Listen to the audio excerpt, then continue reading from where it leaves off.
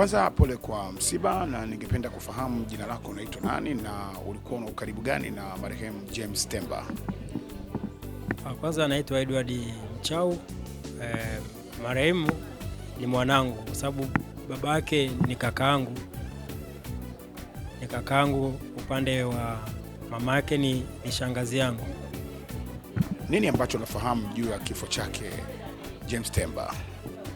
Kuhusu kufahamu kifo chake sina zaidi ya kuachia vyombo vya polisi. Mimi nina ratibu hapa kama muazini wa kukamilisha mipango. Kama ikienda sawa, ni mategemeo yetu, ni ratiba ipo Jumatano tutaaga katika usharika ule wa KKT Tabata Kuu.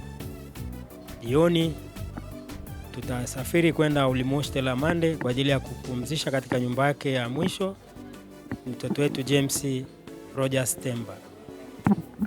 Wewe binafsi, mara yako ya mwisho kwa baba mdogo kuwasiliana naye James kabla ya kifo chake ilikuwa lini, na mlizungumza kitu gani ambacho unakikumbuka?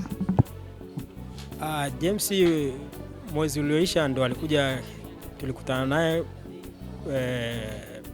Makongo, tukaongea, akaniambia kaka, nimefanya vizuri kwenye mitihani yangu, kwa hiyo matarajio yangu ni kufika mbali. Na kwa jinsi ambavyo ulikuwa ukimfahamu kijana huyo, alikuwa ni kijana mwenye tabia za namna gani?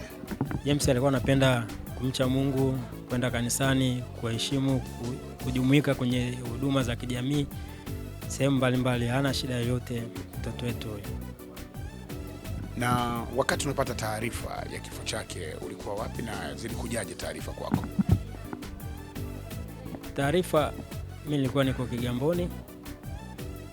Tulizipata taarifa bwana, kuna mwili umeokotwa huko.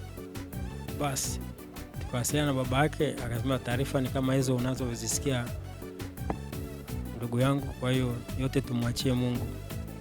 Kama muda huu umewasiliana na baba yake mzazi ambaye inadaiwa alikwenda kwenye postmortem, alikuwa akisema nini kuhusiana na taratibu na hicho ambacho wamekwenda huko kukitazama wakati wanasubiria jeshi la polisi itoe tamko?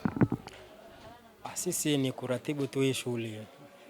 Bajeti yetu ukifika, tukiipata, kama mipango itakaa sawa, ni mategemeo yetu ni kwenda kumpumzisha mtoto wetu. Mambo mengine sisi sina taarifa nyingine zaidi ya hizi nilizokupa.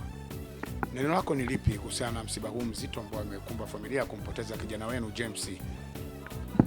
Sisi yote kwa yote tumemwachia Mwenyezi Mungu, ndo alituumba, ndo anajua mwisho wetu wa kutoka hapa duniani.